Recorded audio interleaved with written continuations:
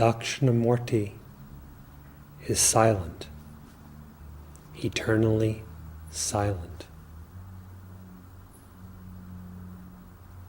Sri Bhagavan has been identified with Dakshinamoorthy, especially by those who sought his instruction.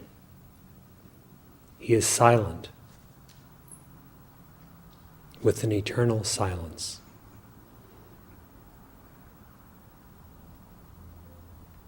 What is the nature of that silence? It is unutterable by any word and inconceivable by any thought. But its nature is realized by those who know themselves. Knowing themselves, they abide in a state of absolute silence. It is the absolute, formless, unborn, immutable, undecaying, imperishable reality. To realize that for yourself, inquire within yourself to know who you are. As long as you regard the absolute, the reality, God, your own true self as this, it remains unknown. When the objectivizing outlook is abandoned, it is known, for then you no longer mistake the unreal for the real and the real for the unreal. Rather, by such inquiry, in such knowledge, you know the real as it ever is, and you know the unreal has never come to be. If you do not know the reality of your own self, then you imagine yourself as if limited or bound, even though you yourself are the unlimited, and you yourself are the very quintessence or nature of liberation. If you do not know your own nature, if you do not know the bliss of your own self, there appears attachment. If you do not know your own consciousness, your own being, there appears misidentification. Know the source of happiness and realize it as your own true being, and there is no attachment. Then there is never anything wrong. And that great silent perfection is self-evident. If you cease to misidentify, that is, you abandon imagined false definitions regarding your own nature,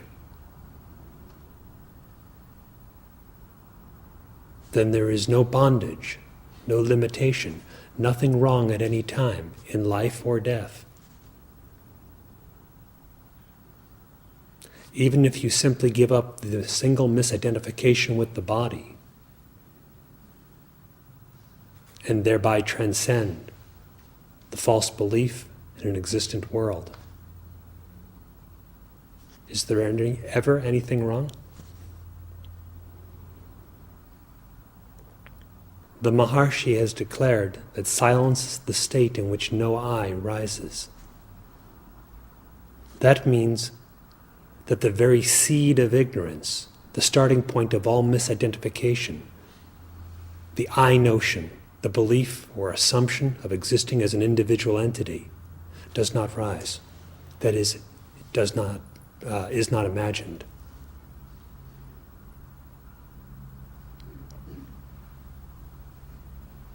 That is the perfect fullness.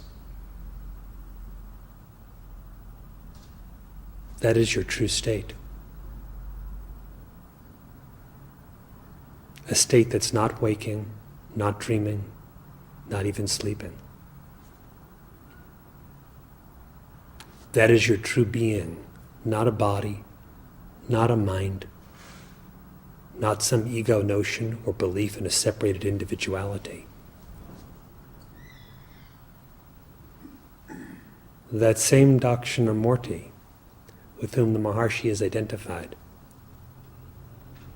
is referred to, even by Shankara and others, as Adi Guru, the first or original or primordial Guru. That is the source of spiritual instruction. What is that source?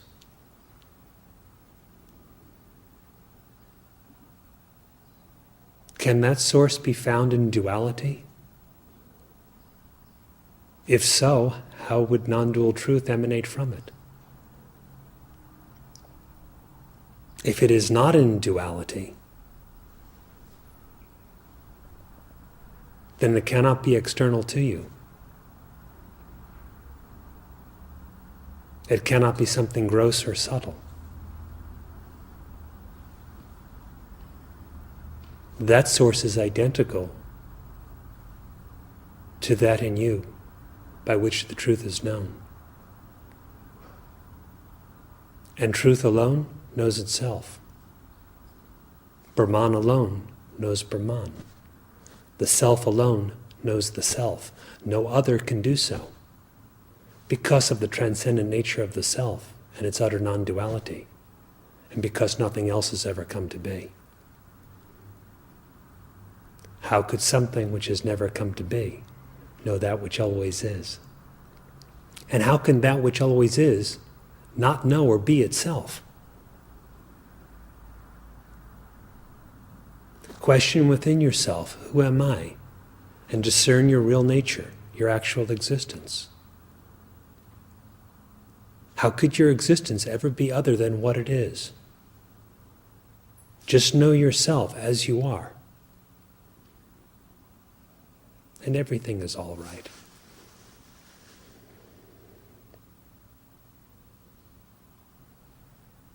As you inquire within yourself to know yourself, if you have a question, feel free to ask.